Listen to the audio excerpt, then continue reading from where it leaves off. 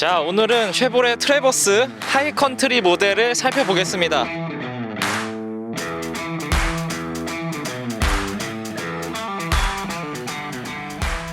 자, 트래버스는 대한민국 시장에 2019년 출시를 했습니다.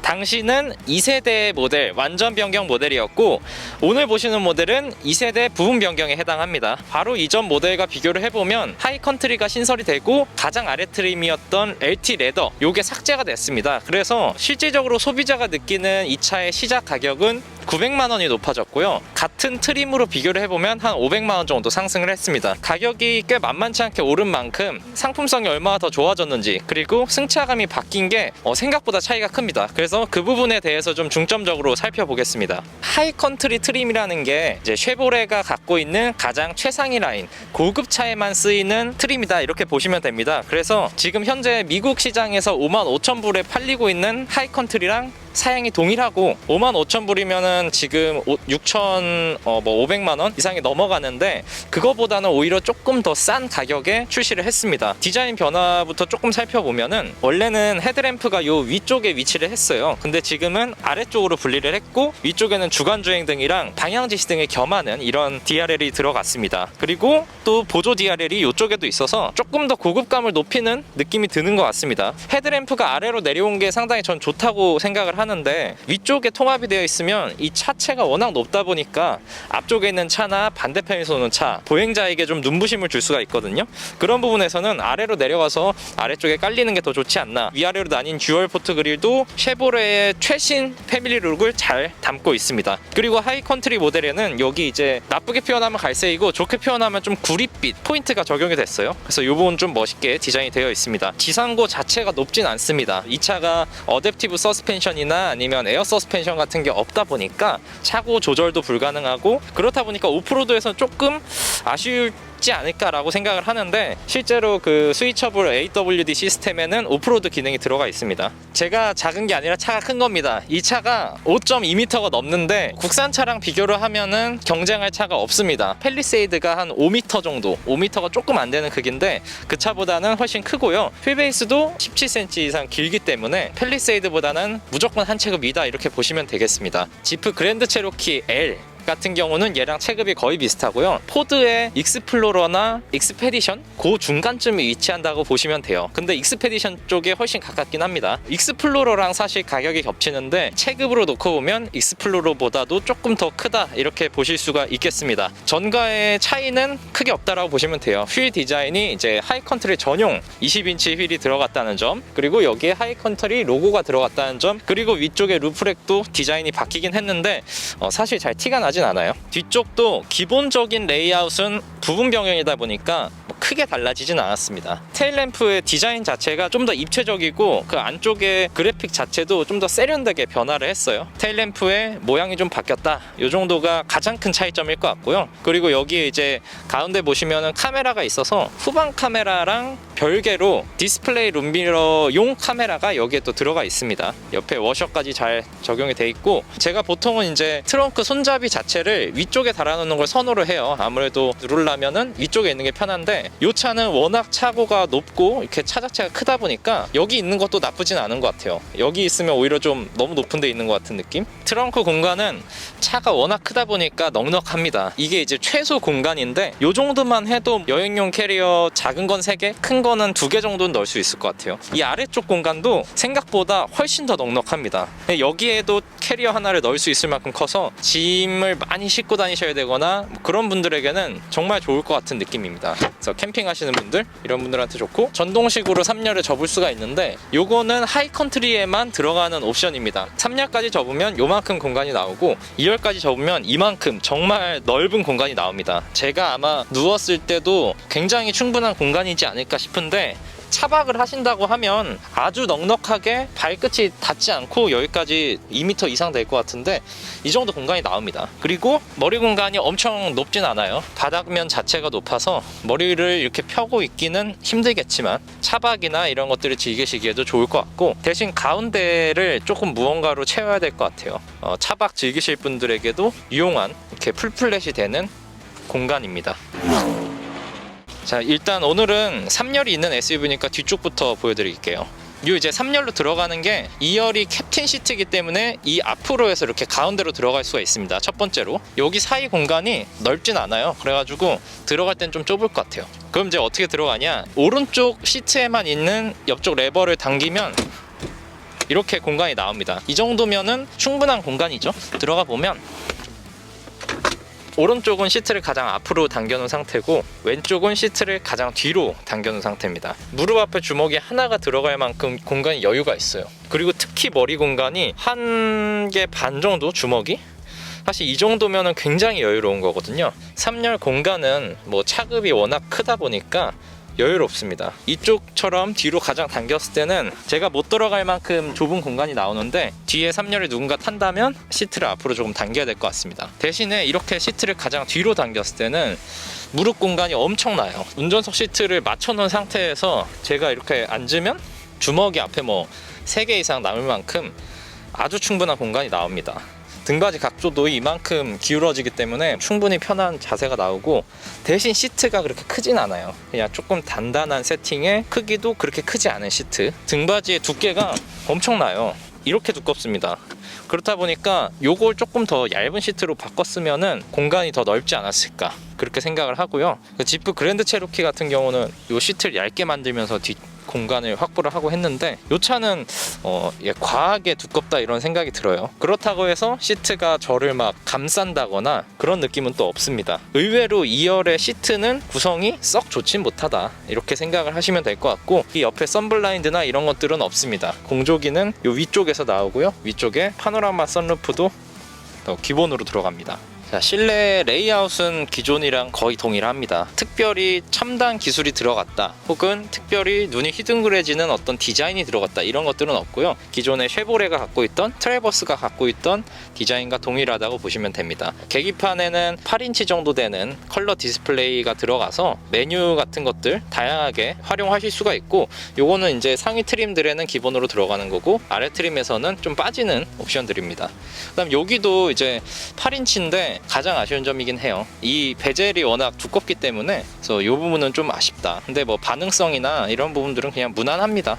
반응성이 굉장히 빠르진 않고 누르면 이렇게 히든 공간이 생겨요. 통풍 시트랑 열선 시트는 1열에 다 들어갔는데 2열에가 열선 시트가 들어가거든요. 이 하이컨트리 모델을 빠르게 출고를 하시려면 2열 열선 시트, 그리고 후방 뭐 보행자 감지하는 이런 것들이 옵션이 좀 빠진다고 합니다. 근데 추후에 이제 반도체를 공급을 받게 되면은 그때 무상 장착을 해드린다고 하니까 빨리 받으실 분들은 결국은 하이컨트리에 옵션이 빠진 모델을 구매를 하셔야 되는 거예요. 사실 이게 차가 굉장히 크고 휠베이스가 굉장히 긴데 기반이 되는 게 앞바퀴 굴림이라는 거는 조금 아쉽긴 해요. 이 차가 앞으로 조금 더 고급스러운 차로 조금 더 가격을 높여가면서라도 하이 포지셔닝을 하기 위해서는 추후에 뭐 3세대나 이런 모델들에서는 뒷바퀴 굴림 형태로, 익스플로러도 앞바퀴 굴림이었다가 다시 뒷바퀴 굴림 플랫폼으로 돌아왔거든요. 그러니까 그런 것처럼 조금 더 소비자에게 어필하기 위해서는 플랫폼에 변화가 있어야 되지 않을까, 이런 생각도 해봅니다. 모양이 좀 투박하긴 한데 기어 레버가 사용하는데 크게 불편함은 없습니다. 이렇게 옛날에는 미국 차들이 L까지 그냥 이렇게 쫙 내려갔는데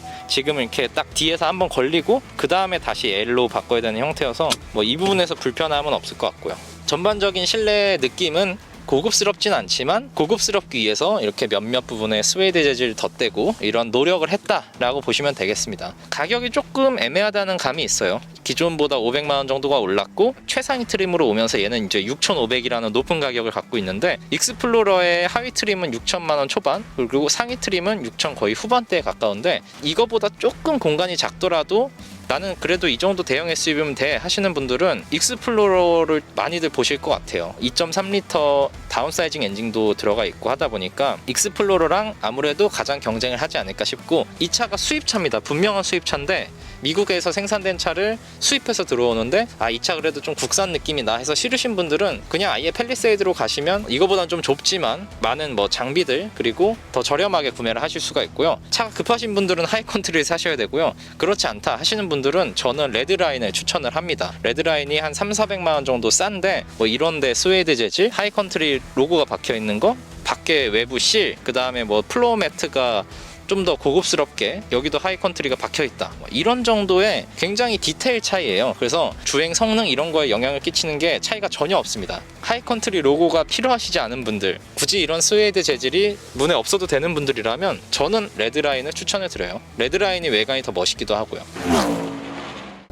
확실히 이전보다 승차감이 굉장히 단단해진 걸 느낍니다. 전에는 굉장히 물렁물렁한 편이었어요. 에어 서스펜션 달린 차들이랑 비슷한 느낌을 좀 줬었는데, 그래서 좋게 말하면 승차감이 굉장히 편안했지만 반대로는 조금 출렁이는 게 있었어요. 예를 들면 요철 같은 걸 지날 때는 좀 차가 휘청휘청하면서 약간 불안한 거 아닌가? 이런 생각도 했었는데, 이전과 비교하면 많이 탄탄해졌다, 이렇게 보시면 되겠습니다. 1열에서 느끼는 승차감은 그래도 좀 부드러움이 남아있는데, 아마 2열에 타시는 분들은 좀 더 단단하다고 느끼실 거예요. 취향의 차이일 수 있지만 저는 이쪽이 더 훨씬 낫다고 생각을 합니다.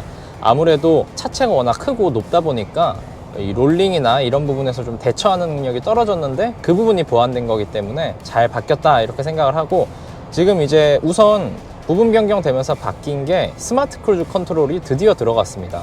그래서 정차 및 재출발 지원을 해주고 30km 정도 이상부터 작동을 하는데, 기능은 지금 사용을 해보니까 무난합니다. 굉장히 자연스럽게 가감속을 진행하는 편은 아니고 그냥 보통 수준, 괜찮은 수준, 이렇게 보시면 될 것 같아요.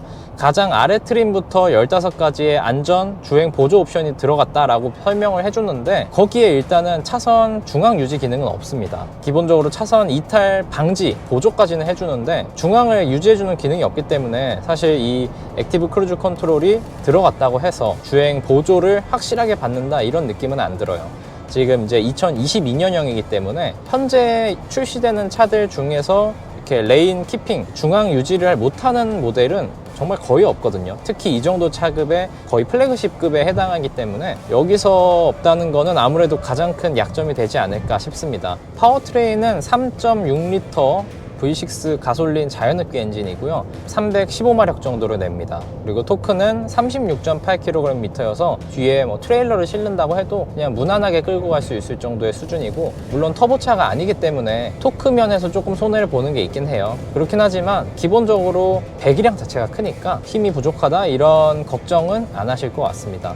근데 이 엔진 자체도 좀 사골 엔진이고 이전부터 오래전부터 쓰던 엔진이기 때문에 트러블이 없을 것 같다라는 면에선 좋을 수 있지만, 또 반대로 포드 익스플로러가 사용하고 있는 2.3 에코부스트나 3.0 이런 터보 모델과 비교를 하면 아무래도 좀 밀릴 수밖에 없어요. 자동차세의 절감도 할 수 있기 때문에 다음에 3세대로 나올 때는 좀 더 다운사이징, 그리고 하이브리드 모델이 추가가 돼야겠다라고 생각이 듭니다. 그리고 이제 변속기가 9단인데 제가 9단 변속기를 별로 좋아하질 않아요. 왜냐면 8단 변속기까지는 각 단마다의 쓰임이 좀 명확한데, 이게 9단 변속기, 10단 변속기로 오면은 약간 마지막 단수가 조금 애매한 항속 기어가 돼버리는 경우가 있어요. 이 차는 불만족스러운 수준은 아닙니다. 근데 기본적으로 다운시프트를 요구했을 때 한 박자씩 좀 천천히 기어를 내리거든요. 이거는 차체가 크고 무겁다 보니까, 그리고 또 오프로드를 어느 정도 감안을 했기 때문에 조금은 반응성을 낮춘 것으로 보입니다. 근데 기본적으로 쉐보레의 9단이 그렇게 반응성이 빠르진 않아요. 어떻게 보면은 그냥 고속도로를 항속하기에 좋은 차다라고 보시면 될 것 같습니다. 소음 진동 면에서는 소음은 무난한 수준? 차체의 크기나 이런 형상을 봤을 때는 꽤 괜찮은 수준이에요. 풍절음은. 노면에서 오는 소음도 그냥 무난합니다. 뒷좌석에서도 소음이 그렇게 크진 않아요. 2열 기준으로. 가족들을 태웠을 때 불만족스러운 MVH 성능이 나온다, 이렇게는 볼 수 없고, MVH는 괜찮다. 근데 이제 진동이 좀 가늘게 계속 오는 경우가 있더라고요. 그게 지금은 이제 주행 중이라서 주행에서 올라오는 진동인데, 정차에 있을 때 좀 간헐적인 엔진 쪽에서의 진동인지 그런 진동이 뒷좌석에서 전달이 되는 경우가 있었습니다. 아무래도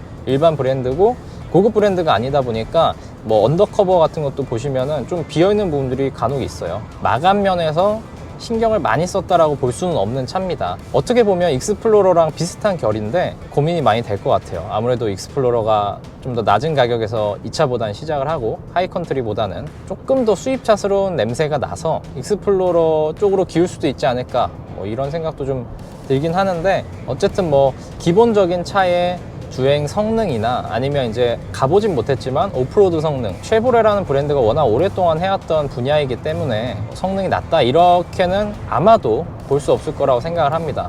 그리고 기본적으로 범퍼 가운데 쪽을 보시면 견인을 할 수 있게 결합부가 마련이 되어 있어요. 장치들을 따로 튜닝을 하지 않더라도 기본적으로 트레일러를 꽂을 수 있게끔 되어 있기 때문에 이 차를 가지고 아웃도어 캠핑이나 아니면 캠핑카 이런 것들을 뒤에 견인하고 가시기에는 상당히 좋은 옵션일 것 같습니다. 또 의외의 옵션으로 이 텔레스코픽 기능을 전동으로 지원을 해요.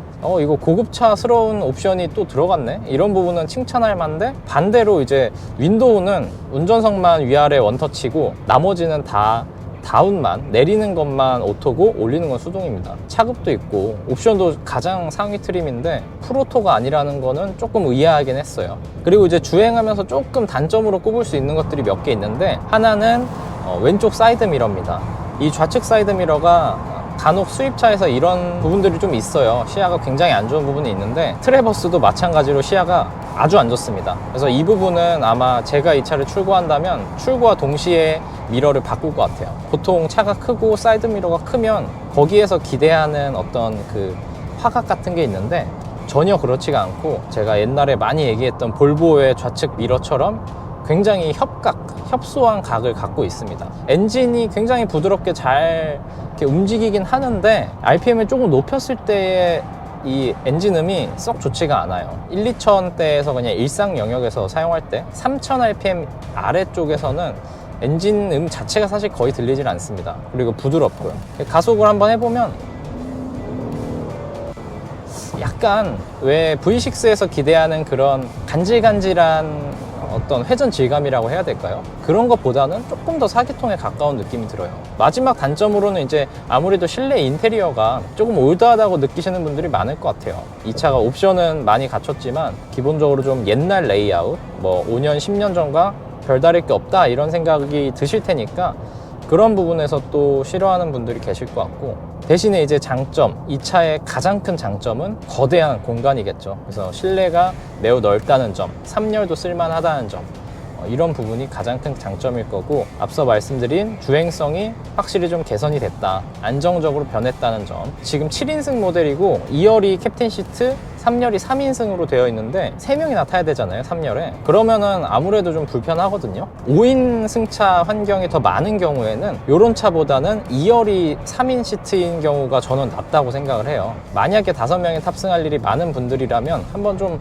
뒷좌석 탑승해 보시고 좀 고민을 해보셔야 될 것 같아요. 굉장히 짧게 트래버스를 만나봤는데요. 시승회다 보니까 어쩔 수 없이 좀 제한된 환경에서 어떻게 보면 겉핥기처럼 보여질 수 있는데, 이런 부분들은 저희가 다음에 시승차가 구비가 되면은 뭐 여건이 허락한다면 경쟁 모델도 같이 빌리고 해서 좀 비교하는 시간을 갖도록 하겠고요.